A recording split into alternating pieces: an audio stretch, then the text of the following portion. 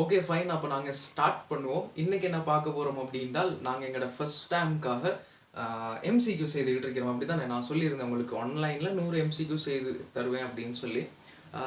பொதுவாக 100 எம்சிக்யூ அப்படின்றது பெரிய கணக்கொண்டு இல்லை. சாதாரணமாக 100 எம்சிக்யூன்றது கிட்டத்தட்ட ஒரு 3 பேப்பர் 2 பேப்பர் மாதிரி தான். சரி தானே? ரைட். அப்போ 100 எம்சிக்யூ செய்வோம் அப்படின்ட்டு ஆன்லைனில் சொல்லியிருந்தேன். அதில் செகண்ட் சீரீஸ் தான் இது. சரி தானே? அதாவது ஃபர்ஸ்ட்டில் நாங்கள் ஆல்ரெடி 20 எம்சிக்யூ செய்துட்டோம். இன்றைக்கி 20 எம்சிக்யூ செய்ய போகிறோம். சரியா? ஸோ செகண்ட் சீரீஸை ஸ்டார்ட் பண்ணுவோம். இன்றைக்கி ஃபர்ஸ்ட் டேர்ம் சரிதானே? ஃபர்ஸ்ட் டேர்ம் பேப்பர் ஒன்று தான் டிஸ்கஸ் பண்ண போகிறோம். ஃபர்ஸ்ட் 20 கேள்விகள் சரிதானே? நான் ஒரு ஓர்டரில் தான் கொண்டு போவேன். ஸோ வீடியோ ஃபுல்லாக பாருங்கள். அடுத்தது உங்களுக்கே தெரியும், நாங்கள் ஒரு 100 எம்சிக்யூ செய்கிறது அப்படின்றது சும்மா நான் கேள்வி வாசிச்சுட்டு ஆன்சரை மட்டும் சொல்லிட்டு போகிறது இல்லை. தெரியும் தானே? அதாவது ஒரு 10 எம்சிக்யூ செய்கிறதுக்கே 1 hour மாதிரி டைம் ஒன்று எடுக்கும் எனக்கு. ஏன் அப்படின்னா ஒரு கேள்வியை சும்மா வாசிட்டு ஆன்சரை சொல்லிட்டு போகிறதுல அர்த்தம் இல்லை. அதை டீப்பாக என்ன செய்யணும், படிக்கணும், அதை திரும்ப ஒரு ரிவிஷன் மாதிரி செய்யணும் அப்படின்றது தான் நோக்கம். சரிதானே? ஸோ கொஞ்சம் டைம் எடுக்கும் தான். சரிதானே? கொஞ்சம் டைம் எடுக்கும். ஸோ கவனமாக ஒழுங்காக பார்த்துக்கும். சரிதானே? இதில் உங்களுக்கு நிறைய ஷார்ட் மெத்தட்ஸ் வந்து உங்களுக்கு கிடைக்கும். ஸோ ஃபுல்லாக வீடியோ பார்த்தீங்க அப்படின்னா சரி ஸ்டார்ட் பண்ணுவோம். அதுக்கு முதல் இந்த பேப்பர் உங்களுக்கு கிடைக்கல அப்படின்னு சொன்னால் எனக்கு மெசேஜ் ஒன்று போடுங்க. இந்த பேப்பர் கட்டாயம் அனுப்பிட்டு தான் நான் வீடியோ உங்களுக்கு அனுப்புவேன். சரி தானே? தேவையானக்கள் பேப்பரை பிரிண்ட் எடுத்து வச்சுக்கோங்க. அப்படி இல்லைண்டா வேறு உங்கள்கிட்ட ஏதாவது ஒரு டிவைஸ் இருந்தால் அதில் போட்டு பார்த்துக்கோங்க. அப்படி இல்லைண்டா அதை விட பெட்டரானது என்ன தெரியுமா, பேப்பரை ஃபர்ஸ்ட்டில் செய்துட்டு அதுக்கப்புறம் இந்த வீடியோவை பார்க்க வரதுன்றது பெட்டரானது. ஒரு 20 எம்சிக்குண்டா உங்களுக்கு அவ்வளோ பெரிய டைம் ஒன்று போகாது. ஒரு 40 நிமிஷம் 30 நிமிஷத்தில் மாதிரி செய்து முடிச்சிடலாம். சரிதானே? ஸோ ஓகே வருவோம் பேப்பரில். ஃபர்ஸ்ட் கேள்வி சரிதானே? இது 11 பார்த்துக்கிட்டு இருந்தீங்கன்னா நீங்களும் பார்த்துக்கோங்க. ஏன்னு சொல்கிறேன் அப்படின்றால், இப்போ 11ல் இருக்கிற நிறைய பேருக்கு 10 கேள்வி செய்து கொள்ள இல்லாமல் இருக்குது. அவங்க தான். ஸோ இதிலிருந்து உங்களுக்கு ஏதாவது ஒன்று கிடைக்குது அப்படின்னா, இதிலிருந்து ஏதாவது ஒரு இன்ஃபர்மேஷன் உங்களுக்கு கிடைக்குது, புதுசாக ஒன்று நீங்கள் தெரிஞ்சு கொள்றீங்க அப்படின்னா அது உங்களுக்கு ஒரு நன்மை தானே. ஸோ படிக்கிறது அப்படின்றத இதை தான் படிக்கணும் அப்படின்னு இல்லை, எல்லாத்தையும் படிக்கலாம். சரிதானே? ஸோ இஷ்யூ ஒன்று இல்லை. கிரேட் 11 ஃபுல்லாக பார்த்துக்கோங்க. தெரியாத விஷயங்களை நீங்களும் தெரிஞ்சுக்கோங்க. சரியா? ரைட், ஸ்டார்ட் பண்ணுவோம். ஃபர்ஸ்ட் கேள்வி, விசைக்குரிய அடிப்படை கணியங்கள் சார்பான அலகு அப்படின்னு கேட்டுக்கிறாங்க. பொதுவாகவே கிரேட் 10 பேப்பர் எடுத்தாலும் சரி, 11 பேப்பர் எடுத்தாலும் சரி, ஃபைனல் O லெவல் பேப்பர் எடுத்தாலும் சரி, விளங்குதா சொல்கிறது? இந்த பொதுவாகவே 1வது கேள்வி இந்த அலகு சம்பந்தமான கேள்விகள் போடுறது வழக்கமாகிருச்சு. நீங்கள் பாஸ் பேப்பர் எடுத்து பாருங்க, உந்தது அலகு என்ன, விசைட அலகு என்ன, கேள்வி அங்கே இருக்கும். 1வது கேள்வி விளங்குதான். ஸோ 1வது கேள்வி இப்படி வாரது ஒரு என்ன சொல்கிறது, ஒரு பண்பாடு. சரியா? அந்த மாதிரி உண்டு. ஸோ ஃபர்ஸ்ட் கேள்வி என்னன்னா, விசைட அடிப்படை கணியம் என்ன அப்படின்னு கேட்குறாங்க. கவனிச்சுக்கோங்க. அப்போ பொதுவாக சயின்ஸ் படித்து கொடுக்குறாக்கள் நிறைய பேர் செய்கிற பிள்ளையும் தான், சயின்ஸ் படிக்கிற உங்களை மாதிரியான ஸ்டூடெண்ட்ஸ் செய்கிற பிள்ளையும் தான் என்ன அப்படின்னா, கணியங்கள் அதாவது அலகுகளை பாடமாக்கி கொள்வது. அந்த வேலை ஒரு நாளும் என்ன செய்யாதீங்க. ஏன் அப்படின்னு சொன்னால், இப்போ எல்லாத்தையும் பாடமாக்கி கொள்ளே இல்லாது. இப்போ ஃபிசிக்ஸ் எடுத்தால் கிரேட் 10லேருந்து 11 மட்டும் நிறைய பெரிய பகுதி ஒன்று இருக்குது. ஸோ அதில் வர சமன்பாடையும் பாடமாக்கி, வரை விலக்கணத்தையும் பாடமாக்கி, அலகையும் பாடமாக்கி, அதுக்கு ஆவிக்கணியமாக எண்ணிக்கணியமாண்டு பாடமாக்குறது பொய்க்கதை. ஸோ பொதுவாக எனக்கிட்ட கிளாஸ் வார ஆக்களுக்கு நான் அந்த வேலை செய்ய விட்றது இல்லை, பாடமாக்குறது இல்லை. சரிதானே? உங்களுக்கு தெரிஞ்சு கொள்ளணும் சமன்பாடு மட்டும் தெரிஞ்சிருந்தா அவர்கிட்ட அழகு என்ன செய்யலாம், எங்களுக்கு எடுக்கலாம். சரிதானே? ரைட், இங்கே கேள்வி விசைட அலகு என்னது அலகு, விசைட அலகு. ஃபர்ஸ்ட்ல விசை. சரியா? சமன்பாடை யோசிங்க. விசையோட சமன்பாடு எங்க படித்தோம் அப்படின்னா, உங்களுக்கு நான் ஞாபகம் ஊட்டுறேன். கிரேட் 10ல் சரிதானே? கிரேட் 10ல் நியூட்டன் விதி அப்படின்ற ஒரு பாடம் ஒன்று வந்திருக்கும். அதில் 2வது விதி, அதில் F = ma அப்படின்னு சொல்லி சமன்பாடு ஒன்று படிச்சிருப்பீங்க. இந்த F = ma அப்படின்னு சொல்லி சமன்பாடு ஒன்று படிச்சிருப்பீங்க. F என்று சொன்னால் ஃபோர்ஸ் அப்படின்னு சொல்லுவோம், விசை. M என்று சொன்னால் மாஸ் அப்படின்னு சொல்லுவோம். சரிதானே? திணிவு. ஏன்னு சொன்னால் ஆர்முடுகள் அப்படின்னு சொல்லுது. ஓகே ரைட், இதுதான் விசையிட சமன்பாடு. இப்ப சமன்பாடை வச்சுதான் ஒருத்தர் அலகு என்ன செய்யலாம், உருவாக்க முடியும். சரிதானே? ரைட், தெளிவாக கவனிச்சுக்கோங்க, பாடமாக்க தேவையில்லை. ஃபர்ஸ்ட்ல பாருங்க, விசை சமன் திணிவு தர ஆர்முடுகள். ஓகே ரைட், நான் சமனை போட்டு எழுதுறேன். திணிவோட அலகு சாதாரணமா தெரியும் தானே, சின்ன கிளாஸ்ல இருந்து 4ஆம் ஆண்டுல இருந்து படிக்கிறோம். திணிவோட அலகு என்னது, கிலோகிராம். அப்ப திணிவுன்னு சொன்னால் கிலோகிராம் தர ஆர்முடுகள் அலகு வந்து அதே கிரேட் 10ல் படிக்கிறீங்க. என்னது, ms - 2. சாதாரணமான விஷயங்கள் தெரிஞ்சிருக்கணும், சரிதானே? ms மைனஸ் 2, அப்போ 6 முடுகள் ms மைனஸ் 2, இது ரெண்டையும் பெருக்கி விடணும், அப்படிதானே? பெருக்கி விட்டால் உங்களுக்கு வரும், சேர்த்து எழுதி விடுங்க, கிலோகிராம் ms மைனஸ் 2. அப்போ இதுதான் விசைடு என்னது, அடிப்படை அலகு. பாடமாக்கணுமா? எந்த ஒரு அவசியமும் இல்லை. ஸோ விசைடு அடிப்படை அலகு கிலோகிராம் ms மைனஸ் 2. எத்தனையாவது ஆன்சர்? மூணாவது ஆன்சர். கிலோகிராம் ms மைனஸ் 2 அப்படின்ற மூணாவது ஆன்சர், சரிதானே? ரைட். நியூட்டன் அப்படின்னு சொல்லுது. இப்போ இதுக்கு பதிலா நியூட்டன் சொல்லலாம். நியூட்டன் நாங்க சர்வதேச அலகு அப்படின்னு சொல்லுவோம். நியூட்டன் என்னன்னு சொல்லுவோம்? சர்வதேச அலகு.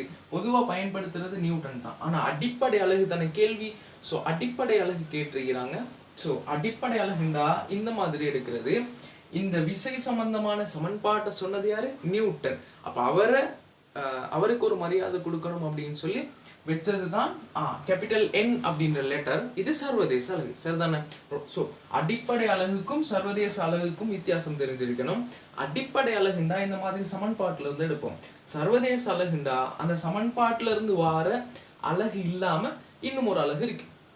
சொல்லுவாங்கதா? ரைட். ஸோ சிம்பிளா இப்படி நினைவு வச்சுக்கொள்ளே, சரிதானே? இப்போ உதாரணத்துக்கு நான் இன்னும் ஒரு கேள்வி கேட்கிறேன். உந்தத்தின் அலகு என்ன அப்படின்னு கேட்கிறேன். இப்ப பாடமாக்கி வச்சிருந்தா அது மாறுறதுக்கு வாய்ப்பு இருக்கு. ஆனா தெரிஞ்சு வச்சிருந்தா, விளங்கி வச்சிருந்தா நிச்சயமா மாறுறதுக்கு வாய்ப்பு இல்லை, சரிதானே? ஃபர்ஸ்ட்ல உந்தத்திட அலகு கேட்டாங்களோ, எதிர அலகு கேட்டாலும் சரிடா, எதிர அலகு கேட்டாலும் சரி, அது சமன்பாடு என்னன்னு வச்சுக்கோங்க. உந்தத்திட அலகு கேட்டாங்கன்னா உந்தத்திட சமன்பாடு என்னன்னு யோசிங்க. ரைட். உந்தம் சமன் எழுதுவீங்க. உந்தத்தை மூமெண்டம் அப்படின்னு சொல்லுவோம். உந்தம் சமன் திணிவுத்தர வேகம் அப்படின்னு சொல்றது. அங்கதான் உந்தம் சமன் திணிவுத்தர வேகம். இப்ப திணிவுட அலகு என்னது உங்களுக்கு தெரியும். திணிவுட அலகு கிலோகிராம். வேகத்திட அலகு என்னது? ms minus 1. ஸோ வேகத்தில் எழுதுவீங்க ms மைனஸ் 1. அப்ப கிலோகிராமையும் ms மைனஸ் 1ஐயும் பெருக்கி விட்டால் உங்களுக்கு அலகு கிடைச்சிடும். உந்தத்திட அலகு கிலோகிராம் ms மைனஸ் 1. விளங்குதான் சொல்றது? பாடமாக்கி இருந்தா யோசிச்சு பாருங்க. Kilogram ms minus 2, ms minus 1 மாறுமா மாறதா? நிச்சயமா என்ன செய்யும்? மாறும். நான் ஒரு எக்ஸாமுக்கு போனோம்னா அங்க வார அந்த பயம் பதற்றத்தாலே என்ன செய்யும்? இதெல்லாம் மறந்து மாறி போயிடும். எப்படி? மறந்து மாறி போயிடும், சரிதான்? ஸோ தெளிவா பார்த்துக்கோங்க, சரிதான்? இப்படிதான் ஒரு கணியம் ஒன்றோட அழகை வந்து நினைவு வச்சுக்கொள்றது, சரிதானே? ஸோ சமன்பாடு நினைவு வச்சுக்கிட்டா போதும், அழகு அதுல இருந்து என்ன செய்யலாம்? எடுக்கலாம், சரிதானே? ரைட். அப்போ 1வது கேள்விக்கு ஆன்சர், 3வது ஆன்சர் கிலோகிராம் ms மைனஸ் 2 அப்படின்ற ஆன்சர். அடுத்து வருவோம் 2வது கேள்வி. பின் வருவனவற்றுள் தனிக்கல அங்கி அல்லாதது இது கேட்டிருக்கிறாங்க, சரிதான்? சிம்பிளான கேள்வி. தனிக்கல அங்கி அல்லாதது இது அப்படின்னு கேட்டிருக்கிறாங்க. ரைட், கவனிச்சுக்கோங்க. இது கிரேட் 11 ஆக்களுக்கும் கட்டாயம் தெரிஞ்சிருக்க வேண்டிய உண்டு. தனிக்கல அங்கி அல்லாதது. ரைட். 1வது ஆன்சர் மதுவம் அப்படின்னு சொல்றாங்க. எங்க படிச்சிருப்போம்? மதுவம். ரைட். மதுவம் நாங்க படிச்சிருப்போம் எங்க அப்படின்னால் கிங்டம் ஃபங்கில, ஃபங்கஸ் அதுல படிச்சிருப்போம், சரியா? ஃபங்கஸுக்கு கீழே ரைட் நாங்க படிச்சிருப்போம் என்னன்னு சொல்லி மதுவம் அப்படின்னு சொல்லி படிச்சிருப்போம். மதுவம் எதுக்கு யூஸ் ஆகும் அப்படின்னு சொன்னால், மதுவம் தான் ஈஸ்ட். என்னது? ஈஸ்ட். மாவை வந்து பொங்க செய்யறதுக்கு நாங்க யூஸ் பண்றத மதுவம் அப்படின்னு சொல்லுவோம், சரியா? இது ஒரு தனிக்கலாங்கி, சரிதானே? அதாவது காளான் வகைகள், காளான் அதெல்லாம் வரும் இல்லையா, அந்த ஃபங்கஸுக்கு கீழே படிக்கிறது தான் மதுவம் அப்படின்னு சொல்றது ஒரு தனிக்கலாங்கி. அடுத்த ஆன்சர் தனிக்கலாங்கி அல்லாத எத்தனை கேள்வி? கிளாமிடோமோனஸ். நாங்க கிங்டம் ப்ராட்டிஸ்டால, சரியா? கிங்டம் ப்ராட்டிஸ்டா, ப்ராட்டிஸ்டாக்கு கீழே நாங்க படிச்சிருப்போம். ப்ராட்டிஸ்டால வார பெரும்பாலான ஆக்கள் எல்லாம் யாரு? தனிக்கலாங்கிகள். உதாரணமா இங்க சொல்ற கிளாமிடோமோனஸ் இருக்கட்டும், கிளாமிடோமோனஸ் இருக்கட்டும், அதே மாதிரி அமீபாவா இருக்கட்டும், அதே மாதிரி வேற நாங்க சொல்றது அப்படின்றால் கிளாமிடோமோனஸ், அமீபா, பரமேசியம், யூக்ளினா, இதெல்லாம் யார் அப்படின்னு சொன்னால் தனிக்கலாங்கிகள், சரிதானே? அல்காக்கள்ல வந்து பச்சை அல்காவெல்லாம் தனிக்கலாங்கி இல்ல, பிரிவிலி அப்படின்னு சொல்லுவோம். இலை அமைப்பு இல்லாத ஒருத்தர் அப்படின்னு சொல்லுவோம். ஸோ பொதுவான தனிக்கலாங்கிகள் இதுதான், சரிதானே? இந்த அப்போ ப்ராட்டிஸ்டா, கிங்டம் ப்ராட்டிஸ்டா கீழே நாங்கள் இவங்கெல்லாம் படிக்கிறோம். கிளாமிடோமோனஸ், அமீபா, பரமேசியம், இந்த மாதிரியான ஆக்கள் எல்லாம் படிக்கிறோம். ஸோ இங்கெல்லாம் தனிக்கலாங்கிகள் தான், சரிதானே? ஸோ ஃபர்ஸ்ட் ஆன்சர் மதுவம் அப்படின்றது ஒரு தனிக்கலாங்கி, கிளாமிடோமோனஸ்ன்றதும் ஒரு தனிக்கலாங்கி, அதே மாதிரி அமீபா அப்படின்னு சொல்றதும் ஒரு தனிக்கலாங்கி, அதே மாதிரி காளான் அப்படின்னு சொல்றது தனிக்கலாங்கியா? நிச்சயமா இல்லை. காளான் அப்படின்னா அது ஒரு பிரிவு. சரி, அதாவது ஒரு பல்கல் அமைப்பு உடையது. சரிதானே? ரைட், கவனிச்சுக்கோங்க. அப்போ ஆன்சர் 4வது ஆன்சர். இன்னும் ஒரு விஷயம் என்னன்னா, தனிக்கல் அங்கியா இருந்தா கண்ணுக்கு என்ன செய்யாது, விளங்காது. நுணுக்கு காட்டியின் ஊடாக தான் அவதானிக்கணும். ஸோ தனிக்கல் அங்கியா இருந்தா கண்ணுக்கு விளங்காது, நுணுக்கு காட்டியின் ஊடாக தான் அவதானிக்கணும்னு சிம்பிளா தெரிஞ்சுக்கோங்க. சரிதானே?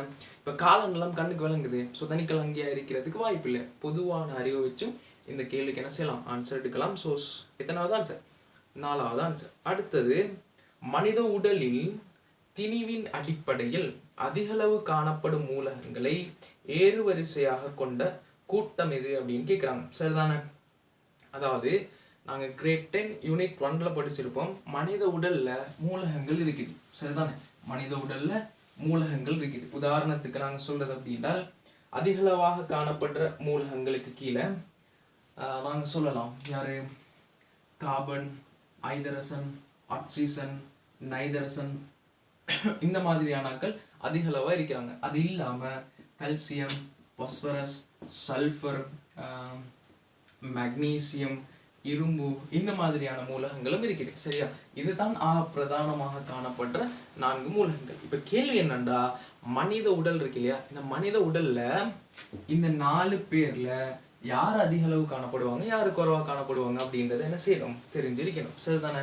ரைட், அத இந்த மாதிரி மெத்தட்ல நீங்க என்ன செய்யலாம், நினைவு வச்சுக்கொள்ளும். சரிதான்? இந்த மாதிரியான இது எல்லா இடத்துக்கும் பொருந்தாது. நான் ஒரு மெத்தட் ஒன்று சொல்லித்தரேன், அந்த மெத்தட்ல நினைவு வச்சுக்கோங்க. சரிதான்? இப்போ மனித உடல்ல நாங்கள் சொன்னோம், பிரதானமாக ஆக்சிஜன், கார்பன், ஐதரசன், நைதரசன், இந்த மாதிரியானக்கள் இருப்பாங்க அப்படின்னு சொல்லி. சரிதானே? ரைட், நினைவு வச்சுக்கோங்க. கூடுதலா யார் இருக்கலாம் அப்படின்றத கெஸ் பண்ணுவோம். சரிதானே? கூடுதலா யார் இருக்கலாம் அப்படின்றத என்ன செய்வோம், கெஸ் பண்ணி பார்ப்போம். இப்போ உதாரணத்துக்கு மனித உடல், அதுல அதிக அளவு காணப்படுற கூறு என்ன அப்படின்னா நீர், H2O அப்படின்னு சொல்லுது. H2O அப்படின்னு சொல்லுது. அதாவது நீர் தான் மனித உடல்ல அதிகமா காணப்படுது. அதே மாதிரி நாங்க இது நினைவு வச்சுக்கொள்றதுக்கு ஒரு மெத்தடா, உட்சுவாசம் இருக்கு இல்லையா, உட்சுவாசம், மூச்சு உள்ளுக்கு எடுக்கிறோம். உள்ளுக்கு எடுக்கிற நேரம் எங்களோட உடலுக்கு போற வளிமூலக்கூறு என்னது, ஆக்சிஜன். அப்போ O2. அதே மாதிரி வெளி சுவாசம், வெளியே வாரது என்னது, CO2. இப்ப இது எல்லாத்துலயும் பாருங்க, இப்ப மனித உடல்ல அதிக அளவு காணப்படுறது H2O அப்படின்னு சொன்னா ஒன்று ஐதரசன் அல்லது ஆக்சிஜனா தான் இருக்கணும், அதிக அளவு காணப்படுற மூலகம். சரியா? அதே மாதிரி உட்சுவாசத்தின் போது உள்ளெடுக்கிறது O2, வெளி சுவாசத்தின் போது வெளியே ஊட்டுறது CO2. இந்த 3 பேர்லயும் பிரதானமாக காணப்படுற ஆள் யாரு, அல்லது அதிக அளவு காணப்படுற ஆள் யாரு? இந்த 3ம் எங்களோட உடல்ல இப்பயும் இருக்குது. எங்களோட உடல்ல நீர் இருக்குது, சுவாசிக்கிறோம். அப்போ உட்சுவாசம் நடந்தா வெளி சுவாசம் கட்டாயம் நடக்கும். ஸோ இது 3ம் இப்பயும் எங்களோட உடல்ல இருக்குது, நடந்துகிட்டு இருக்குது அப்படின்னு சொன்னால், இந்த 3 பேர்லையும் பிரதானமா அல்லது அதிக அளவு காணப்படுற ஆள் யாரு அப்படின்னு பார்த்தால் உங்களுக்கு விளங்கும். யாரது, ஆக்சிஜன். யாரது, ஆக்சிஜன். இந்த ஆக்சிஜன் அதிக அளவு உடல்ல காணப்படுது அப்படின்றால் என்ன மீனிங், மனித உடல்ல அதிக அளவு காணப்படுற மூலகம் என்னது, ஆக்சிஜன். அப்ப அதிக அளவு காணப்படுற மூலகம் என்ன அப்படின்னு சொன்னால் ஆக்சிஜன். எத்தனை சதவீதம் அப்படின்றால் 65%. 65%. சரிதான்? ரைட், இதுக்கு அடுத்து யார் இருக்கிறாங்க அப்படின்றத பார்ப்போம். சரிதான்? இப்ப இதுக்கு அடுத்து இப்ப நீர், உட்சுவாசம், வெளி சுவாசம் எல்லாம் சொன்னோம் தானே. அடுத்து எங்களோட உடல் வேற எதால ஆக்கப்பட்டிருக்கு அப்படின்னு யோசிச்சால், நீங்க படிச்சிருப்பீங்க இந்த உயிரியல் மூலக்கூறுகள் அப்படின்னு சொல்லி படிச்சிருக்கீங்களா, உயிரியல் மூலக்கூறு. அதே கிரேட் 10 யூனிட் 1ல இந்த உயிரியல் மூலக்கூறுகள் 4 வகைப்படும். எத்தனை வகைப்படும், 4. முதலாவது என்ன அப்படின்னு சொன்னால் கார்போஹைட்ரேட். அடுத்தது நான் லிப்பிட சொல்லி கொடுப்பேன், 2வது லிப்பிட். அடுத்து புரதம், அடுத்து நியூக்ளிக் அமிலம். இந்த 4 உயிரியல் மூலக்கூறுகளும் எங்களோட உடல்ல அதிக அளவு காணப்படுது. அதுலயும் கார்போஹைட்ரேட் நிறையவே காணப்படுது. இப்போ கார்போஹைட்ரேட் அப்படின்ற அந்த கட்டமைப்பு எதால் ஆக்கப்பட்டிருக்கு, எந்த மூலகங்களால் ஆக்கப்பட்டிருக்கு அப்படின்னால் கார்பன், ஐதரசன், ஆக்சிஜன். இதை நான் சோ அப்படின்னு சொல்லி கொடுப்பேன், சிம்பிளா என்ன வச்சு கொடுறதுக்கு. இதுவும் சோ, இது சோன், இது சோன் அப்படின்னு சொல்லுவோம். அதாவது நியூக்ளிக் அமிலம், கார்பன், ஐதரசன், ஆக்சிஜன், நைதரசன், பாஸ்பரஸ் அப்படின்னு 5 மூலகங்களால் ஆக்கப்பட்டிருக்கு. சரிதானே? ஸோ இதெல்லாம் மூலகங்கள். இதுல பாருங்க யாரு பிரதானமா காணப்படுறது, இந்த கார்பன், ஐதரசன், ஆக்சிஜன் பிரதானமா காணப்படுது. அதுலயும் அதிக அளவுல ஃபர்ஸ்ட்ல ஆக்சிஜனை சொல்லிட்டோம், கூடுதலா இருக்க முடியும். அதுக்கு அடுத்து யாரு அப்படின்னு பார்த்தால் ஐதரசன் வரும். பட் ஐதரசனை விட கார்பன் எண்ணிக்கை வந்து கூடுதலா இருக்கும். இப்ப சும்மா உதாரணத்துக்கு எடுத்து பார்த்தாலும் சரிதானே, கார்பன் எண்ணிக்கை வந்து அதிக அளவு இருக்கும். நினைவு வச்சுக்கொள்றதுக்கான ஒரு மெத்தட் தான். உங்களுக்கு பாடமா இருந்துச்சு அப்படின்னு சொன்னால் எந்த ஒரு பிரச்சனையும் இல்லை. ஸோ ஆக்சிஜனுக்கு அடுத்து அதிக அளவு காணப்படுற மூலகம் யார் அப்படின்னு பார்த்தால் நிச்சயமாக கார்பனா இருக்கும். கார்பன் சதவீதம் எத்தனை அப்படின்னு சொன்னால் 18%. எத்தனை சதவீதம்? 18%. கார்பனுக்கு அடுத்து உங்களுக்கு கெஸ் பண்ணி கொள்ளும் அடுத்து இருக்கிறாள் யாரு? ஐதரசன். இங்கேயும் ஐதரசன் இருக்கு. ஸோ ஐதரசன் 10% காணப்படும். வழங்குதா? வழங்குத்தானே? சிம்பிள். அப்போ எங்களோட உடல்ல அதிக அளவு காணப்படுறது ஆக்சிஜன், அடுத்து கார்பன், அடுத்து ஐதரசன். இந்த ஓர்டர்ல பாருங்க, ஏறு வரிசைப்படுத்த சொல்லியிருக்காங்க. ஏறு வரிசைன்னா குறைஞ்சதுல இருந்து கூட போகணும். அப்ப அடுத்ததும் தெரிஞ்சிருக்கணும். அடுத்து யாரு காணப்படும் அப்படின்னால் நைதரசன் காணப்படும் 3%. சரிதானே? நைதரசன் காணப்படும் 3%. அப்ப இங்க இருந்து போற மாதிரி இருக்கணும். ஒரு ட்ரிக் ஒன்று சொல்லித்தாரேன், ஈஸியா நினைவு வச்சு கொள்றதுக்கு. இப்போ ஏறு வரிசை தானே, ஏறு வரிசைன்னு சொன்னா கடைசியா இருக்கிற, அதாவது ஆன்சர்ல கடைசியா இருக்கிறவர் தான் கூடுதலா இருக்கணும். ஸோ 4 ஆன்சரையும் பாருங்க, அதுல எந்த ஆன்சர்ல ஆக்சிஜன் கடைசியா இருக்கு அப்படின்றத தேடி பாருங்க. எதுல? 1ஆவதுல ஆக்சிஜன், நைதரசன், கார்பன், ஐதரசன். கடைசி ஐதரசன் இருக்கு. ஏறு வரிசைண்டா குறைஞ்சதுல இருந்து கூட. அப்ப ஐதரசன் கூடன்னு சொல்றாங்க, பொய் தானே? அப்போ 1ஆவது ஆன்சர் வராது.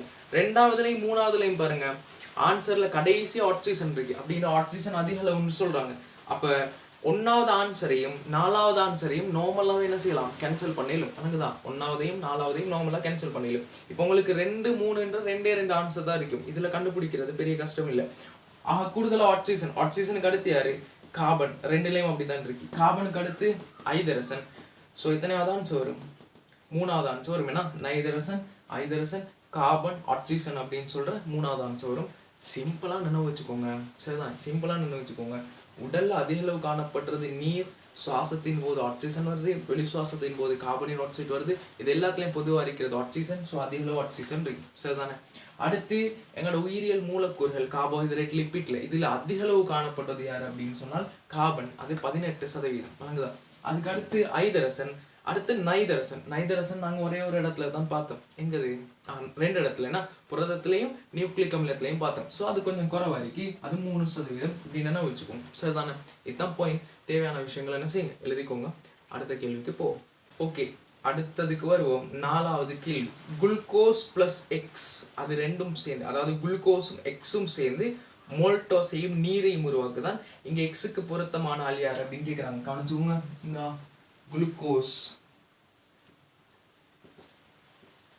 குளுக்கோஸும் ஏதோ எக்ஸ் என்ற ஒரு தரும் சேர்ந்து என்னத்தை உருவாக்குதான்? மோல்டோஸை உருவாக்குதான். சரிதானே? என்னத்தை உருவாக்குதான்? மோல்டோஸை உருவாக்குதான். பிளஸ் நீர் வருதான். சரிதானே? ரைட். உங்களுக்கு தெரியும் இது என்ன தாக்கம்? இரு சர்க்கரைட் உருவாகிறதுக்கான தாக்கம். சரிதானே? ரைட். இப்ப கார்போஹைட்ரேட்டுகள் பிரதானமா எத்தனை வகைப்படும்? 3 வகைப்படும். கார்போஹைட்ரேட்டுகள் பிரதானமாக 3 வகைப்படும். முதலாவது ஒரு சர்க்கரைட்டு அப்படின்னு சொல்லுவோம். ஒரு சர்க்கரைட்டுகள் 2 சேர்ந்து உருவாகிறது நாங்க இரு சர்க்கரைட்டு அப்படின்னு சொல்லுவோம். இரு சர்க்கரைட்டுகள், அதாவது சாரி, ஒரு சர்க்கரைட்டுகள் 2 சேர்ந்து உருவாகிறது இரு சர்க்கரைட்டு. ஒரு சர்க்கரைட்டு பல சேர்ந்து உருவாகினால் அதை பல் சர்க்கரைட்டு அப்படின்னு சொல்லுவோம். சரிதானே? பல் சர்க்கரைட்டு அப்படின்னு சொல்லுவோம். இதுல எங்களுக்கு ஒரு சர்க்கரைட்டு என்ன வச்சுக்கிட்டா போதும், மற்றதெல்லாம் ஈஸியா நினைவு வந்துடும். ஒரு சர்க்கரைட்டுகளுக்கு உதாரணம் பார்த்தீங்க அப்படின்னால் முதலாவது குளுக்கோஸ் சொல்லுவோம். குளுக்கோஸ்.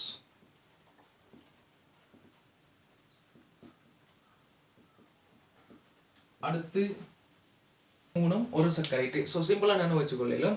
ஒரு சர்க்கரைட்டுகள் 3 இருக்குது. குளுக்கோஸும் ஃப்ரக்டோஸும் கலக்டோஸும். குளுக்கோஸும் ஃப்ரக்டோஸும் கலக்டோஸும். சரிதானே? ரைட். இப்ப இந்த ஒரு சர்க்கரைட்டுகள் இருக்கு இல்லையா, இது 2 சேர்ந்து உருவாகிறத தான் நாங்க சொல்லுவோம் இரு சர்க்கரைட்டு அப்படின்னு சொல்லி. அதாவது ஒரு சர்க்கரைட்டும் இன்னும் ஒரு சர்க்கரைட்டும் சேர்ந்து இரு சர்க்கரைட் ஒன்றையும் நீர் ஒன்றையும் என்ன செய்யும் அப்படின்னா உருவாக்கும். சரிதானே? ரைட். காணிச்சுக்கோங்க. இரு சர்க்கரைட்டு உருவாகிற நேரம் எல்லாத்துலயும் குளுக்கோஸ் இருக்கும் அப்படின்றத என்ன வச்சுக்கோங்க. இப்ப இரு சர்க்கரைட்டுன்னா என்னடா? 2 ஒரு சர்க்கரைட்டு சேர்ந்திருக்கணும். இதுல எல்லாத்துலயும் குளுக்கோஸ் இருக்கும். சரியா? அப்ப இரு சர்க்கரைட்டு உதாரணம் 3. இது முதலாவது, 2வது, 3வது. இப்போ இருசக்கரைட்டு உருவாகணும் அப்படின்னா ஒரு சர்க்கரைட்டு 2 தேவை. அதுல எல்லாத்துலயும் காணப்படுற ஒரு சர்க்கரைட்டு என்னது? குளுக்கோஸ்.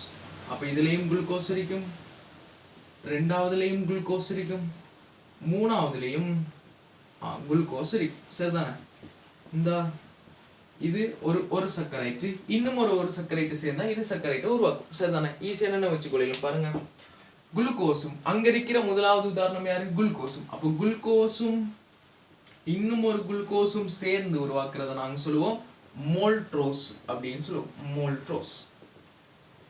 மோல்ட்ரோஸ் விளங்குதா சொல்றது? விளங்குதா? ரைட். பல் சர்க்கரைட்டுன்னு அழிச்சிடுறேன். அப்ப இரு சர்க்கரைட்டுக்கு முதலாவது உதாரணம் மோல்ட்ரோஸ் எப்படி உருவாகிச்சு என்றால் குளுக்கோஸும் சேர்ந்து மோல்ட்ரோஸ். இப்ப வரைவிலக்கணத்தை பாருங்க.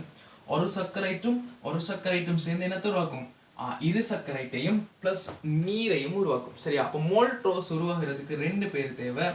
யார் 2 பேர்? குளுக்கோஸும். நான் சொன்னேன் எல்லா இரு சர்க்கரைட்லயும் குளுக்கோஸ் இருக்கும்னு சொல்லி. அப்ப அடுத்த ஆள் யாருண்டா? இங்க 2வது ஆளு தூக்கி போடுங்க. 2வது ஆள் ஃப்ரக்டோஸ். சரிதான்? குளுக்கோஸும் ஃப்ரக்டோஸும் சேர்ந்து சுக்ரோஸ் உருவாகும். சரிதான்? அப்ப குளுக்கோஸும் ஃப்ரக்டோஸும் சேர்ந்து சுக்ரோஸ் உருவாகும். மூணாவது குளுக்கோஸ் இங்க 3வது ஆள தூக்கி போடுங்க, கலக்டோஸ். இப்போ குளுக்கோஸும் கலக்டோஸும் சேர்ந்து லக்டோஸ் உருவாக்கும். இவ்வளவுதான். அப்ப இரு சர்க்கரைட்டுக்கு உதாரணம் மோல்ட்ரோஸ், சுக்ரோஸ், லக்டோஸ். மோல்ட்ரோஸ் உருவாகிறதுக்கு 2 குளுக்கோஸ் தேவை. சுக்ரோஸ் உருவாகிறதுக்கு ஒரு குளுக்கோஸும் ஃப்ரக்டோஸும் தேவை. லக்டோஸ் உருவாகிறதுக்கு குளுக்கோஸும் கலக்டோஸும் தேவை. இது 3லயும் குளுக்கோஸ் வரும் அப்படின்னு தெரிஞ்சிருந்தாலே போதும். மத்தாக்களை ஓர்டரா எழுதி விட்டால் எங்களுக்கு ஆன்சர் என்ன செய்யும்? கிடைச்சிடும். ஸோ கேள்வி என்னண்டா, குளுக்கோஸும் எக்ஸின்றாலும் சேர்ந்து மோல்டோஸ் உருவாகுதான். மோல்டோஸ் உருவாகணும்டா யார் 2 பேர் தேவை? குளுக்கோஸ். அப்ப இது குளுக்கோஸ்டா, எக்ஸ்ன்றது யாரு? அதுவும் குளுக்கோஸா தான் இருக்கும். ஓகேதானே? கரண்ட் விளையாட்டை காட்டுது அப்படியா?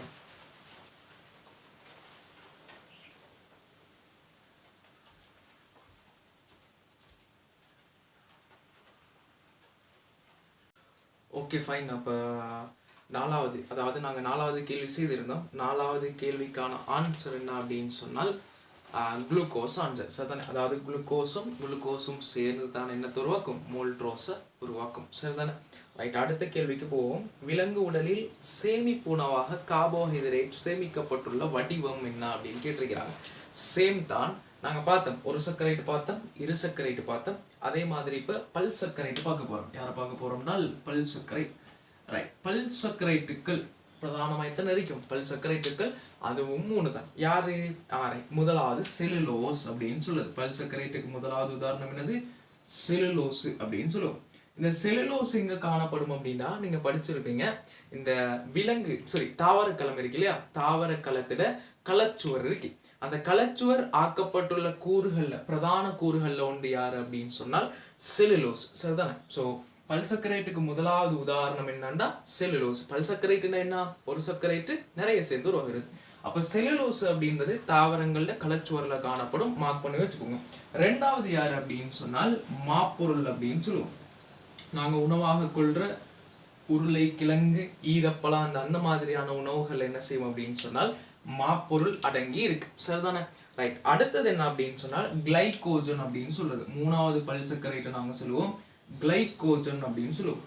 இந்த கிளைகோஜன் காணப்படுற இடம் எது அப்படின்றால் மனித உடல்ல காணப்படும். அதாவது மனித உடல்ல ஈரல் இருக்கு இல்லையா? அந்த ஈரல்ல கிளைகோஜன் என்ன செய்யப்பட்டிருக்கும் அப்படின்னா சேமிக்கப்பட்டிருக்கும். சரிதானே? சரியா விளங்கிச்சானே? ரைட். அப்போ கிளைகோஜன் காணப்படுற இடம் எது? மனித உடல்ல ஈரல்ல காணப்படும். சரியா? ஸோ இங்க கேட்குறாங்க, விலங்குடல்ல சேமிப்புணவாக கார்போஹைட்ரேட் சேமிக்கப்பட்டுள்ள வடிவம். ஸோ விலங்குடல்ல இப்போ எங்களோட உடல்ல குளுக்கோஸ் குருதியில அதிகரிச்சிச்சு அப்படின்னு சொன்னால் அங்க இன்சுலின் அந்த மாதிரியான ஹோமோன்லாம் வரும். நீங்க படிப்பீங்க. அவர் அந்த மேலதிகமான குளுக்கோஸை கிளைகோஜனா மாற்றுவார். ஒரு அழகான ஒரு ப்ராசஸ். சரியா? ஸோ கிளைகோஜனா மாற்றி என்ன செய்வார் அப்படின்னு சொன்னா ஈரல்ல சேமிப்பார். அப்ப அது சேமிப்புணவு. என்னைக்கு எங்களுக்கு குளுக்கோஸ் குறையுதோ அப்ப சக்தி குறையுதுன்னு அர்த்தமே. குளுக்கோஸ் குறைஞ்சா உருவாகிற சக்தியோட அளவு என்ன செய்யும்? குறையும். அது குறையிற நேரம் ஹோமோன் ஒன்று வரும் சதையிலிருந்து. அந்த ஹோமோன் என்ன செய்யும் அப்படின்னு சொன்னால் சேமிக்கப்பட்ட இந்த கிளைகோஜனை குளுக்கோஸா மாற்றி எங்களுக்கு சக்தியை தரும். சொல்லுவாங்க தான். ஸோ சேமிப்புணவு அப்படின்னு சொன்னால் கிளைகோஜன். சரிதானே? ஸோ எத்தனாவது ஆன்சர்? ரெண்டாவது ஆன்சர். சரியா? எத்தனாவது ஆன்சர்? ரெண்டாவது ஆன்சர். Okay okay. அதே கேள்வியில நாலாவது ஆன்சர் ஒன்று தந்திருக்கிறாங்க பாருங்க, கைட்டீன் அப்படின்னு சொல்லி. அது என்னது கைட்டீன் அப்படின்னு சொன்னால் ஆத்திரப்போடாக்கள். பொதுவாக கிரேட் 10 ஆங்களுக்கு தெரிய வாய்ப்பு இல்லை. ஆத்திரப்போடான்னு ஒன்று இருக்கு, அதாவது பூச்சி இனம் இருக்கு இல்லையா, அந்த பூச்சி இனத்திட புறவன் கூடு தான் கைட்டீன். சும்மா மார்க் பண்ணி வச்சுக்கோங்க, புறவைக்கு தேவைப்படும். சரிதானே? அதாவது எப்படின்னு சொன்னா, இப்போ ஒரு வண்டொண்டு வருதுன்னு வைங்களேன், வண்டொண்டு வருது. இப்போ நாங்கள் பொதுவாக சின்ன சின்ன பூச்சியெல்லாம் பார்த்தோண்டாலும் என்ன செய்யறது, கொள்றது, அப்படிதான். இப்போ வண்டொண்டு வருது, அது உங்களோட காலால் மிதிக்கிற நேரம் பாருங்க, அந்த ஒட்டையிற மாதிரி சத்தம் ஒன்று கேட்கும். விளங்குதா? அந்த ஒட்டையிறது யார் அப்படின்னு சொன்னா அவரோட புறவன் கூடு. அந்த புறவன் கூடு எதால் ஆக்கப்பட்டிருக்கும் அப்படின்னால் கைட்டீனால் ஆக்கப்பட்டிருக்கும். எதால் ஆக்கப்பட்டிருக்கும்? கைட்டீனினால் ஆக்கப்பட்டிருக்கும். ஸோ பூச்சிகளோட அது உடலை பாதுகாக்கிறதுக்கு உட்பகமா என்ன இருக்கும்னா புறவன் கூடு இருக்கும். அந்த புறவன் கூடு கைட்டீன் அப்படின்ற ஒரு பதார்த்தத்தால் ஆக்கப்பட்டிருக்கும். அதுதான் நாலாவது ஆன்சர்ல சொல்றாங்க. சும்மா மார்க் பண்ணி வச்சுக்கோங்க. அடுத்ததுக்கு போவோம். ஆறாவது கொஸ்டின். 1250 கிலோகிராம் திணிவுடைய மோட்டார் வாகனம் ஒன்று 4 ms-1 எனும் சீரான வேகத்துல பயணித்து கொண்டிருந்துச்சா? அதுல உந்தம் எவ்வளோ அப்படின்னு கேட்குறாங்க. நான் முதல்லையும் சொல்லி தந்தேன், உந்தத்துல சமன்பாடு இருக்குது. உந்தத்துல சமன்பாடு, உந்தத்தை நாங்கள் மொமெண்டம் அப்படின்னு சொல்லுவோம். ஸோ உந்தம் சமன் திணிவுத்தர வேகம். பெரிய கேள்வி இல்லை, சின்ன புள்ள கேள்வி. திணிவு வந்து கிலோகிராம்ல தந்திருக்குது, வேகம் ms-1ல தந்திருக்குது. ஸோ எதையும் மாற்ற வேண்டியில்லை, அப்படியே பிரதியிட்டாச்சு, ஆன்சர் போட்டாச்சு. சரிதானே? கவனிச்சுக்கோங்க. 1250 கிலோகிராமா? ரைட். அந்த பொருளோட வேகம் எவ்வளோ அப்படின்னு சொன்னால் 4 ms-1. அதாவது 1250 நீங்க என்ன செய்யணும் அப்படின்னா 4ஆல பெருக்கணும். சும்மா உதாரணமா பெருக்கியெல்லாம் பார்க்க தேவையில்லை, சும்மா பார்த்துக்கோங்களேன். 125 2ஆல பெருக்கினா எவ்வளோ? 250. அப்போ 1250 2ஆல பெருக்கினால் 2500. திரும்ப இன்னும் ஒரு 2500 சேர்த்தோம் அப்படின்னு சொன்னால் ஆன்சர் கிடைக்கும் எங்களுக்கு 5000 கிலோகிராம். வேகத்தில் அலகு ms-1. ஸோ உங்களுக்கு ஆன்சர் வரும் 5000 கிலோகிராம் ms-1 அப்படின்னு சொல்லி நாலாவது ஆன்சர் கிடைக்கும். உங்களுக்கு தேவையா இருந்தா 1250 4ஆல பெருக்கியும் போடலாம். இது நான் சின்ன பிள்ளைக்கு சொல்லி கொடுக்குற மாதிரி சொல்லி கொடுத்தேன். இப்படி சொல்லி நாங்க 20 மிச்சம் 2. சரிதானே? எப்படியோ 5000 ஆன்சர் வரும். ஸோ சிம்பிளா இந்த கேள்வியில நீங்க விலையும் கொள்ளணும். உந்தத்திட சமன்பாடு உந்தம் சமன் திணிவுத்தர வேகம், திணிவு 1250 கிலோகிராம். இதே கிராம்ல தந்திருந்தாங்கண்டா இந்த இடத்துல என்ன செய்வீங்க? கிலோகிராமுக்கு மாத்துவீங்க. எப்படி மாத்துறது? 1000ஆல பிரிக்கணும். ms-1ல தந்திருக்கிறாங்க 4, பிரிக்கி விட்டீங்கடா ஆன்சர் கிடைக்கும். ஆன்சர் சொல்ற நேரம் இது MCQன்றதால பிரச்சனை இல்லை. பார்ட் 2ல கேட்டிருந்தா அழகோட என்ன செய்யணும்? ஆன்சர் சொல்லணும். Okay right. அப்ப அடுத்த கேள்விக்கு போவோம். ஏழாவது உராய்வு விசை சம்பந்தமான கேள்வி. இன்னும் உராய்வு படிக்கல அப்படின்றதால அந்த கேள்வி விடுவோம். சரிதானே? உராய்வு படிச்சுட்டு அந்த கேள்வி செய்யலாம். ஸோ 7வது கேள்வியை விடுவோம். அடுத்து 8வது மூலகம் ஒன்றின் குறியீடு எக்ஸ். அதாவது இங்க அணுவெண் திணிவெண் சம்பந்தமா சொல்றாங்க. நான் ஆல்ரெடி உங்களுக்கு பல தடவை சொல்லி தந்துட்டேன். ஒரு மூலகம் உதாரணமா எக்ஸ்ன்னு வச்சுக்கோங்களேன். இதுல அணுவெண்ணையும் திணிவெண்ணையும் குறிச்சு காட்டுறதுக்கு இந்த மாதிரியான 2 இடங்கள் எடுப்போம். அதுல மேல என்ன இருக்கணும்? மேல திணிவெண் இருக்கணும். மேல என்ன இருக்கணும்? திணிவெண். எப்படி நினைவு வச்சுக்கொள்றது அப்படின்றால் தலைன்னு நினைவு வச்சுக்கோங்க. சரிதானே? இந்த தானா தீனால மட்டும் தானே தலைன்னு நினைவு வச்சுக்கோங்க. சரிதானே? தலை எப்பவும் மேல தானே இருக்கும். ரைட். அப்ப திணிவெண். அடுத்தது அணுவெண் ஃபர்ஸ்ட் லெட்டர் ஆனா எப்பவும் அடியில தானே இருப்பாரு. ஸோ அணுவெண் அப்படின்றது கீழே இருக்கு. சரியா? இப்ப கேள்வி என்னண்டா, ஒரு மூலகத்திட குறியீடு எக்ஸா, அதுல 27 13 தந்திருக்கிறாங்க. மேல 27 கீழே 13. அப்ப 27 திணிவெண். அப்படிதானே? திணிவெண் சொன்னால் என்னது?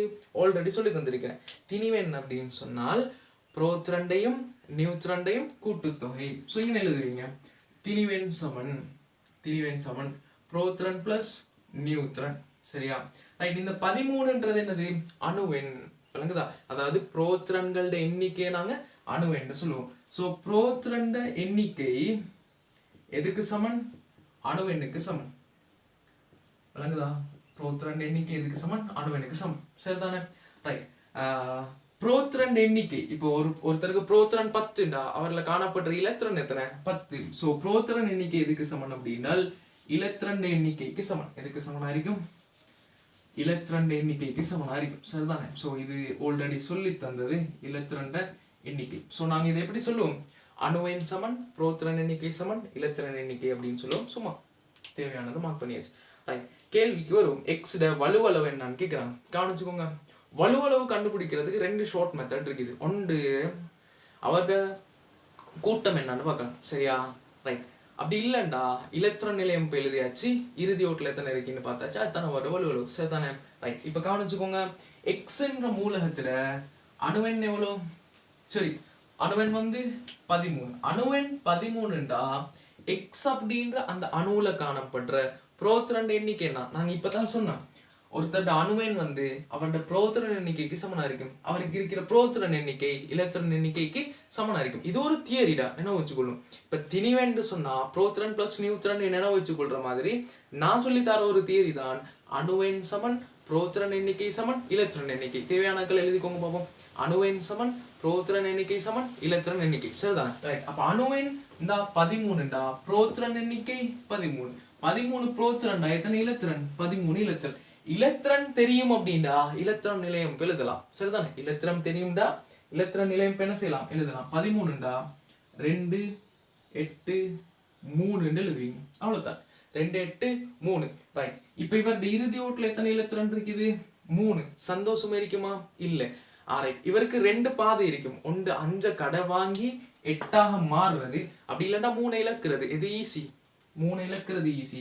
3 இலக்கும். நாங்க சொன்னோம் வலுவளவு அப்படின்னு சொல்றது, நாங்க சொன்னோம் வலுவளவு அப்படின்றது சடத்துவ நிலை அடைகிறதுக்காக ஒரு மூலகம் இலக்கிற இலத்திரண்ட எண்ணிக்கை அல்லது ஏற்கிற இலத்திரண்ட எண்ணிக்கை அல்லது பங்கிற்ற இலத்திரண்ட எண்ணிக்கை. இங்க இலக்கிற இலத்திரண்ட எண்ணிக்கை 3. ஸோ இந்த எக்ஸ்ன்ற மூலகத்துல வலுவளவு என்ன அப்படின்னு சொன்னால் 3. ஆன்சர் 3வது ஆன்சர். இது இல்லாம ஈஸியா கண்டுபிடிக்கலாம். உங்களுக்கு தெரியும், இலத்திரன் நிலையம் எழுதிட்டீங்கன்னாலே அதுல இறுதி ஓட்டு இலத்திரண்ட எண்ணிக்கை அவரோட கூட்டத்தை தரும். இவர் எத்தனையாவது கூட்டம்? 3வது கூட்டம். நாங்க சொன்னோம் ஆவர்த்தன அட்டவணையில 1வது கூட்டம்டா அவரோட வலுவளவு 1, 2வது கூட்டம்டா வலுவளவு 2, 3வது கூட்டம்டா வலுவளவு 3, 4வது கூட்டம்டா வலுவளவு 4, 5வது கூட்டம்டா வலுவளவு 3, 6வதுண்டா 2, 7ண்டா 1. அப்ப இவரோட கூட்டம் 3. ஸோ வலுவளவு 3. ஈஸியா அப்படியும் எடுக்கலாம். ஸோ ஆன்சர் எப்படியோ 3. அடுத்து மூலகம் எக்ஸின் ஆவர்த்தனம் மட்டும் கூட்டம் முறையே அப்படின்னு கேட்கிறாங்க. ஆவர்த்தனம் கண்டுபிடிக்கிறது எப்படி? இலத்திரன் நிலையமைப்பு எழுதியாச்சு, எத்தனை நம்பர் இருக்குன்னு எண்ணியாச்சு, 1 2 3. ஸோ எத்தனையாவது ஆவர்த்தனம்? 3வது ஆவர்த்தனம். பாருங்க, ஃபர்ஸ்ட் ஆன்சர் வரலாம். 2வது வரையிலுமா? இயலாது. 3வது வரையிலுமா? வர இயலாது. 13வது ஆவர்த்தனம் அப்படி எல்லாம் இல்லை. 4வது வரையிலுமா? வரலாம். ஸோ கேன்சல் பண்ணுங்க. 2வது வெட்டுங்க, 3வதையும் வெட்டுங்க. இப்போ உங்களுக்கு 2 ஆன்சர் தான், 1வது ஆன்சரும் 4வது ஆன்சரும். இப்போ கூட்டம் கண்டுபிடிக்கணும். ஆல்ரெடி சொல்லிட்டேன். கூட்டம் கண்டுபிடிக்கிறது ஒருத்தருடைய இறுதி ஓட்டுல எத்தனை இலத்திரன் இருக்கோ அவர் அத்தனையாவது கூட்டம். 3 இலத்திரன். ஸோ எத்தனையாவது கூட்டம்? 3வது கூட்டம். ஸோ ஆன்சர் வரும் உங்களுக்கு 3வது ஆவர்த்தனம் 3வது கூட்டம் அப்படின்னு சொல்ற 4வது ஆன்சர் வரும். சரிதானே? 3வது ஆவர்த்தனம் 1 2 3. ஸோ 3வது ஆவர்த்தனம் 3வது கூட்டம் அப்படின்னு சொல்ற 4வது ஆன்சர் உங்களுக்கு கிடைக்கும். சரிதானே? ஸோ ஈஸிடா, அதுல எந்த ஒரு கஷ்டமும் இல்லை. அடுத்தது 10வது கேள்விக்கு வருவோம். ரதர்ஃபோர்ட் முன்வைத்த கோள் மண்டல மாதிரி உருவை திருத்தி வெளியிட்ட விஞ்ஞானி யார் அப்படின்னு கேட்குறாங்க. ரைட். நான் படிச்சு தர நேரம் அழகாக ஒரு ஆர்டர்ல படிச்சு தந்திருப்பேன். உங்களுக்கு ஞாபகம் இருக்குதோ தெரியாது, காணிச்சுக்கோங்க. அணுக்கள் சம்பந்தமான அணு அப்படின்ற வார்த்தையை சொல்லி அணுக்கள் சம்பந்தமான அணுக்கொள்கையை வெளியிட்டவர் நாங்கள் சொல்லுவோம் ஜோன் தாட்டன் அப்படின்னு சொல்லுவோம். சரிதானே?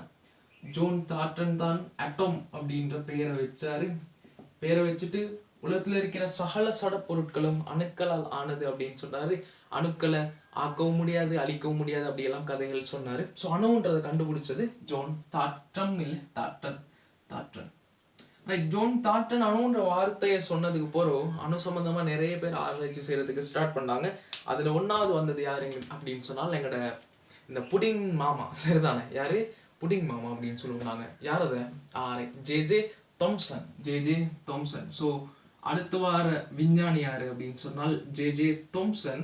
இவர் அணு பத்தி ஆராய்ச்சி சென்று ஒரு கொள்கையை சொன்னார். என்னது? அணுன்றது நாங்க வீட்டுல செய்யற புடின் மாதிரி இருக்கும். புடின் செஞ்சா பிளம்ஸ் போடுவோம் இல்லையா? அந்த பிளம்ஸ் தான் இலத்திரன் அப்படின்னு சொன்னார். விளங்குதா? ரைட். இதை நாங்க சொல்லுவோம் ஜே தாம்சன் பிளம் புடிங் மாதிரி ஒரு, சரிதானே? பிளம் புடிங் மாதிரி ஒரு. தேவையானது எழுதிக்கோங்க, நான் எல்லாம் எழுதல. இப்ப இவரு தாம்சன் சொன்னதுக்கு பிறகு அடுத்து ஆராய்ச்சி செஞ்சது யாரு அப்படின்னு சொன்னால் ரதர்ஃபோர்ட். ஆராய்ச்சி செஞ்சது யாரு? ரதர்ஃபோர்ட். ரதர்ஃபோர்ட் வந்தாரு. ரதர்ஃபோர்ட் வந்து சொன்னாரு தாம்சன் சொன்ன மாதிரி புடின் பிளம்ஸ் எல்லாம் அணுல இல்ல, சரிதானே? அதாவது அந்த மாதிரி ஷேப்ல இல்ல. அணு அப்படின்னு சொல்றது மத்தியில் ஒரு கருவை கொண்டிருக்கும். மத்தியில் ஒரு கருவை கொண்டிருக்கும், சரியா? அந்த கருவுக்கு புரோத்ரன் அப்படின்ற ஒரு துணிக்கை இருக்கும். அந்த கருவை சுத்தி இலத்திரன்கள் ஒரு வட்டப்பாதையில ஓடுது அப்படின்னு ரதர்ஃபோர்ட் சொன்னாரு. இவர் இந்த கட்டமைப்பை எதுக்கு ஒப்பிட்டார் அப்படின்னா, மத்தியில சூரியன் அதை சுத்தி கோள்கள் சுத்திக்கிட்டு இருக்கு இல்லையா, அந்த ஷேப்புக்கு அணு ஒப்பிட்டாரு. அதனால தான் அவரோட மாதிரி உருவுக்கு நாங்க வைக்கிற பேர் என்னது? கோளக மாதிரி உரு. கோளகம் சூரிய குடும்பத்தில் இருக்கிற நடுவுல சூரியன் கோள்கள் சுத்தும் இல்லையா, அத கோள் மண்டலம் அப்படின்ற மாதிரி கோளக மாதிரி உரு அப்படின்னு சொல்லுவோம் இந்த அணுவோட ஷேப்பை, சரிதானே? ஸோ ரதர்ஃபோர்ட் வந்து சொன்ன கதை தான் இந்த கோளக மாதிரி உரு. கோளக மாதிரி உரு ரதர்ஃபோர்ட் சொன்னதுக்கு பிறகு அடுத்த விஞ்ஞானி வந்தாரு. உண்மைக்கும் ரதர்ஃபோர்ட் சொன்னது ஓகே தான், நடுவுல கரு இருக்கும், கருவுல புரோத்ரன் இருக்கும், அதை சுத்தி இலத்திரன் வட்டப்பாதையில ஓடும் தானே ரதர்ஃபோர்ட் சொன்னாரு. ஆனா ரதர்ஃபோர்ட்க்கு பிறகு வந்த விஞ்ஞானி யாரு அப்படின்னு சொன்னால் நீல் போர். நீல் போர் வந்து சொன்ன கதை என்ன அப்படின்னா, உன்னைக்கும் வட்டப்பாதையில சுத்துறது இல்ல, அது ஒரு முப்பரிமாண 3D ஒழுக்குல சுத்துது அப்படின்னு சொல்லி இன்னும் கொஞ்சம் திருத்தி அமைச்சாரு, சரிதானே? ஸோ ரதர்ஃபோர்ட் கொள்கையை கொஞ்சம் திருத்தி அமைச்சது யாரு அப்படின்னு சொன்னால் நாங்க சொல்லுவோம் நீல் போர் அப்படின்னு சொல்லுவோம். நீல் போர், சரிதானே? நீல் போர். தேவையானதை மார்க் பண்ணிக்கோங்க, நான் ஃபுல்லா எழுதல, சரியா? அடுத்து இந்த கேள்வியில நீங்க முக்கியமானதை தெரிஞ்சுக்கொள்ளணும். அணுன்றதை கண்டுபிடிச்சது விளங்கிக்கோங்க, ஜோன் தாட்டன் அப்படின்னு சொல்லுவோம். இலத்திரனை கண்டுபிடிச்சதை தாம்சன் சொல்லுவோம். ஸோ நினைவு வச்சுக்கோங்க, இலத்திரனை கண்டுபிடிச்சது யாரு? தாம்சன். இலத்திரனை கண்டுபிடிச்சிட்டு அது உள்ளுக்கு இன்னும் ஒரு கூறு இருக்கு அப்படின்ற புரோத்ரனை கண்டுபிடிச்சது யாரு அப்படின்னு சொன்னால் ரதர்ஃபோர்ட் அப்படின்னு சொல்லுவோம். அப்ப புரோத்ரனை கண்டுபிடிச்சது ரதர்ஃபோர்ட். இப்ப நியூட்ரனை கண்டுபிடிச்சது யாரு அப்படின்னா கதை ஒன்று வரும். ரதர்ஃபோர்ட் மாணவர் இருந்தாரு, நான் சொல்லி தந்திருக்கிறேன். ரதர்ஃபோர்ட் மாணவர் இருந்தாரு, அவருடைய பேர் என்ன? சர்டிபிகேட், அப்படியா? சாட்விக். இந்த சர்டிபிக் என்ன செஞ்சாரு அப்படின்னு சொன்னால் நியூட்ரன் அப்படின்ற ஒரு இன்னும் ஒரு உப அணு துணிக்கை இருக்கு அப்படின்றத கண்டுபிடிச்சாரு, சரிதானே? ஸோ புரோத்ரனை கண்டுபிடிச்சது ரதர்ஃபோர்ட், நியூட்டனை கண்டுபிடிச்சது சட்விக், அண்ட் லாஸ்டா நீல் போர் அதோட சரியான கட்டமைப்பை விளக்கி சொல்லுவாரு. ஸோ ஆன்சர் ரதர்ஃபோர்ட் முன்வைத்த கோள் மண்டல மாதிரி உருவை திருத்தி வெளியிட்ட விஞ்ஞானி யாரு அப்படின்னு சொன்னால் ரெண்டாவது ஆன்சர் நீல் போர், சரிதானே? ரைட்டா? நாலாவதுல மென்டலிவ் அப்படின்னு தந்திருக்கிறாங்க. மென்டலிவுக்கும் அணுவுக்கும் எந்த ஒரு தொடர்பும் இல்லை. மென்டலிவ் அப்படின்னு சொல்றது யாரு அப்படின்றால் எங்கட ஆவர்த்தன அட்டவணையை சொன்னவர், அப்படித்தானே? சரி, அணுவுக்கு தொடர்பு இருக்குது, அணுவுக்கு நான் வந்து மாற்றி சொல்லிட்டேன், சரிதான்? ஸோ மென்டலி அப்படின்னு சொல்றது அணுவோட ஆவர்த்தன அட்டவணையை திருத்தி அமைச்சவர், வடிவமைச்சவர் அப்படின்னு சொல்லலாம், சரிதானே? அடுத்து 11வது கேள்வி. நியூட்டன் 3வது விதியோட தொடர்பான நிகழ்வுகளுடன் தொடர்பற்றது அப்படின்னு கேட்குறாங்க.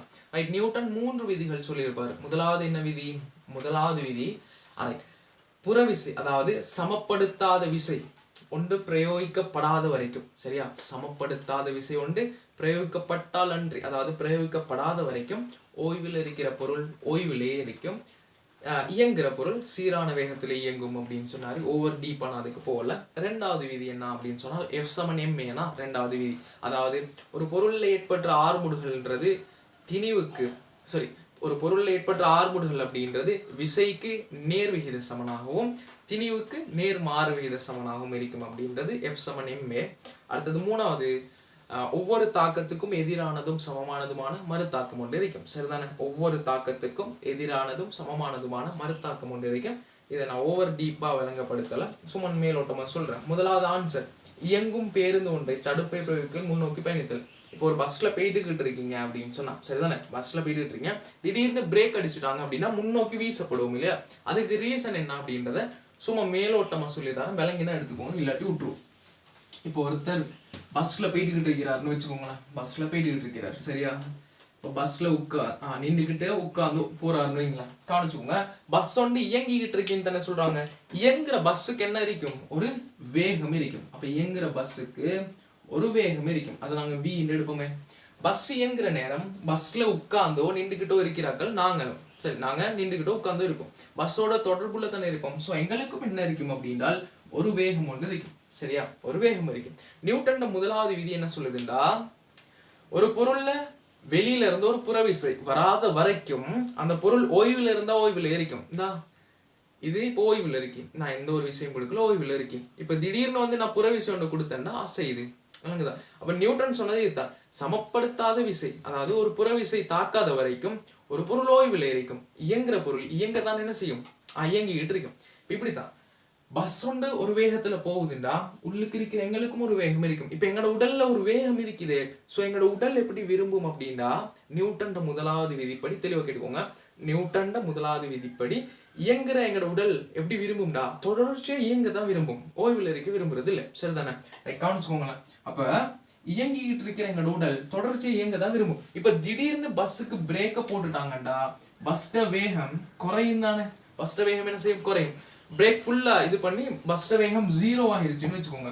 இப்போ எங்களோட உடல் ஆல்ரெடி பஸ்ஸோட இயங்கிக்கிட்டு இருந்த உடல் அப்படித்தானே. அப்ப எங்களோட உடல் விரும்பும் எப்படி? நான் ஒரு வேகத்துல போயிட்டு இருக்கணும் அப்படின்னு விரும்பும். திடீர்னு பஸ் நின்று வரன, பஸ் ஓய்வுக்கு வந்தோடனே எங்களோட உடலுக்கு விருப்பம் இல்லை ஓய்வுக்கு வாரது. நியூட்டன் விதிப்படி இயங்கும் பொருள் சீரான வேகத்துல இயங்கத்தான் விருப்பம். ஸோ எங்களோட உடல் என்ன செய்யும்டா, இயங்க விருப்பப்பட்டு பஸ் நின்றும் நாங்க என்ன செய்வோம்? இயங்கிக்கிட்டு இருப்போம். வழங்குதான் சொல்றது. ஸோ சிம்பிளான கான்செப்ட் இதுதான். இப்போ உதாரணத்துக்கு இப்படி பைக்கில் போகிறதுன்னு வச்சுக்கோங்களேன். இப்போ பைக்கில் 2 பேரோ ஒருத்தரோ என்ன செய்றீங்க? பைக்கில் போகிறீங்க. இப்போ பைக்கில் போயிட்டுக்கிட்டு இருக்கிற நேரம் திடீர்னு பிரேக் அடித்தா, பொதுவாக இப்போ வேகமாக போயிட்டுக்கிட்டு இருக்கிற நேரம் திடீர்னு பிரேக் அடித்தா பைக்கில் இருந்து அப்படியே முன்னோக்கி வீசி போட்டுரு தானே. ரீசன் என்னன்னு யோசிச்சிருக்கீங்களா? சிம்பிளான ரீசன் தான். நியூட்டனோட ஃபர்ஸ்ட் லோ என்னது? இப்போ பைக்கில் இயங்குற நேரம் எங்களோட உடலுக்கு ஒரு வேகம் இருக்கும். உண்மைதானே? இப்போ ஒரு வேகத்தில் இயங்குற பொருள் அதே வேகத்தில் இயங்க தான் விருப்பப்படும். பிரேக் அடிச்சு நிப்பாட்டின உடனே பைக் ஓய்வுக்கு வந்துடும். ஆனா உடலுக்கு ஓய்வுக்கு வாரது விருப்பம் இல்ல. அதே வேகத்துல இயங்க விருப்பப்படுறதால ரைட் பைக் நின்றும் நாங்க என்ன செய்வோம்? மேல காத்துல பறந்து இயங்கிட்டு இருப்போம். விளங்குதா? ஸோ இதுதான் நியூட்டன்ட ஃபர்ஸ்ட் லோ. ஸோ 1வது ஆன்சர் கிட்ட மார்க் பண்ணிக்கோங்க. இது நியூட்டன்ட முதலாவது விதி அப்படின்னு சொல்லி. 2வது ராக்கெட் இயக்கம். இப்போ ராக்கெட் ஒன்று பயணிக்குது அப்படின்னா உங்களுக்கு தெரியும், ஒரு ராக்கெட் ஒன்று பயணிக்கிற சந்தர்ப்பத்துல கீழே என்ன வரும்? நெருப்பு வரும். அதாவது கீழ் நோக்கி ஒரு விசை ஒன்று கொடுக்கப்படும். அந்த விசைக்கு எதிரான மேல் நோக்கி ஒரு விசை கொடுக்கப்படும். ஸோ ஒவ்வொரு தாக்கத்துக்கும் எதிரானதும் சமமானதுமான மறுதாக்கம் இருக்கும். அதன் அடிப்படையில் எத்தனாவது ஆன்சர் அப்படின்றால் 2வது ஆன்சர். சரி, தொடர்பு அற்றது தானே கேட்டிருக்கிறாங்க. ஸோ 1வது தானே நான் ஆன்சர். 1வது தான் ஆன்சர். ஸோ 1வது தான் விட. ஏன்னா 2வது நியூட்டனோட 3வது விதி. அடுத்து நீந்துறது. நீந்துற நேரம் என்ன செய்வோம்? நாங்கள் நீரை பின்னோக்கி தள்ளுவோம். இது தாக்கம். நீர் என்ன செய்யும்? நீ என்னை பின்னோக்கி தள்ளுறியா, நான் உனக்கு எதிரான விஷயம் கொடுக்குறேன் அப்படின்னு சொல்லி எங்களை முன்னோக்கி தள்ளும். இப்ப படகு வலிக்கிறத பாருங்க. போட் வலிப்போம் பின்னோக்கி, ஆனா நாங்க முன்னோக்கி என்ன செய்வோம்? போவோம். நாங்க நீரை பின்னோக்கி தள்ளுற நேரம் விசை தானே. அந்த விசைக்கு எதிரான விசையை நீர் என்ன செய்யும்? என்னைய பின்னோக்கி தள்ளுறியா, நான் உனக்கு எதிராக முன்னோக்கி தள்ளுறேன் அப்படின்னு சொல்லி எங்களை முன்னோக்கி தள்ளும். படகுல முன்னுக்கு என்ன செய்வோம்? போவோம். ஸோ அதுதான். அடுத்து சுவர் ஒன்றுல பந்தை எறிதல். அது சுவர்ல பட்டு திரும்புறது. ஒரு போல் ஒன்றை வீசினோம் அப்படின்னா அது போயிட்டு என்ன செய்யும்? படும். பற்ற சந்தர்ப்பத்துல இந்த சுவருக்கு ஒரு விஷயம் ஒன்று கொடுக்கும் தானே. சுவருக்கு ஒரு விஷயம் ஒன்று கொடுக்கும். சுவர் என்ன செய்யும்? நீ எனக்கு வந்து அடிக்கிறியா, எனக்கு ஒரு விசை தரியா, நான் உனக்கு ஒரு விசை தருவேன் அப்ப அப்படின்னு சொல்லி அதை எதிரான விஷயம் ஒன்று கொடுக்கும். அதை பந்து வாங்கிக்கிட்டு திரும்ப ரிட்டர்ன் வருவார். ஸோ அதுவும் 3வது விதி தான். ஸோ தொடர்பற்றது தானே கேள்வி. So first answer. ஓகே. அடுத்தது 12வது கேள்வி. குருதி உறைதலுக்கு அவசியமான விட்டமின் கனியுப்பு முறை அப்படின்னு கேட்குறாங்க. சரிதான். விட்டமினும் கனியுப்பும் என்ன அப்படின்னு சொல்லி ரைட் சிம்பிளா கவனிச்சுக்கோங்க.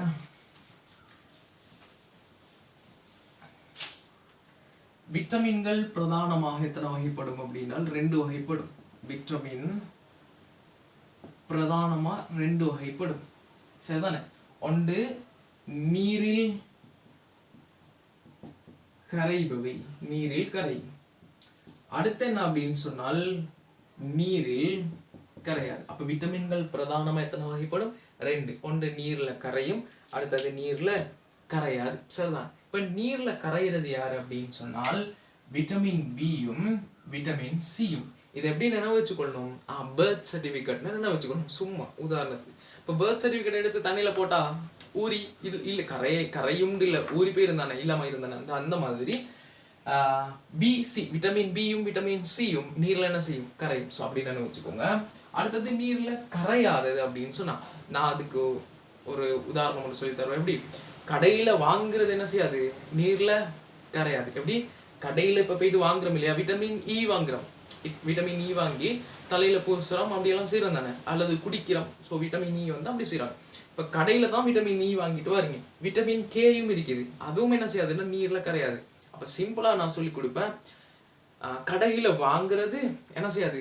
நீரில் கரையாது. சரியா? இப்போ தலைக்கெல்லாம் பூசுகிறோம் இல்லையா, அது என்ன மாதிரி ஆயில் மாதிரி இருக்கும், அப்போ நீரில் கரையுமா? கரையாது. ஸோ சிம்பிளாக என்ன வச்சுக்கோங்க, கடையில் வாங்குறது என்ன செய்யாது? நீரில் கரையாது. இந்த கடையில் வாங்குறது எப்படி? கடையில் வாங்குறது நீரில் என்ன செய்யாது? கரையாது. அவ்வளோ தாண்ட உதாரணம் vitamin K, vitamin A, vitamin D, vitamin E, கடை அப்படின்னு என்ன வச்சுக்கோங்க. இந்த விட்டமின்கள் நீரில் என்ன செய்யாது? கரையாது. சரிதானே? கவனிச்சுக்கோங்க. இப்போ இதில் விட்டமின் கே எல்லா தொழிலும் எப்போ எனக்கு சொல்லி தரையில் அது பெருசாயிரும் வீடியோ. சரிதானே? ஸோ விட்டமின் கே என்ன வச்சுக்கொள்ளும்? குருதி.